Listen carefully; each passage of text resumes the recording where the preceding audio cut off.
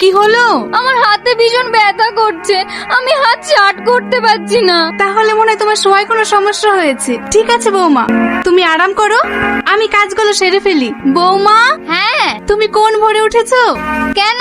উঠান ঝাড় দিয়ে থালা বাসন ধুয়ে রান্না সেরে ফেলেছো? আমি আবার কখন উঠলাম? সারা হাতের যন্ত্রণাতে ঘুমাতে পর্যন্ত পারিনি। তুমি রান্না করোনি? তাহলে রান্না কে করলো?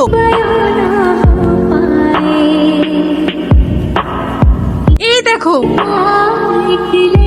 তোমার বৌদিকে এমন শিক্ষা দিয়েছি, ও আর ওই হাত দিয়ে কোনোদিন কাউকে মারতে পারবে না। ও আমার স্বামীর গায়ে হাত দেয়।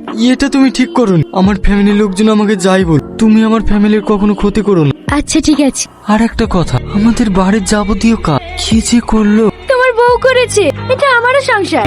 আমি করবো না তো কে করবে? কদিন থেকে বাড়ির কাজ কি করছে? আরে খাও না, আমি তোমার জন্য নিয়ে এসেছি। এত রাতে কি কথা বলছে? হ্যাঁ, খুব সুন্দর।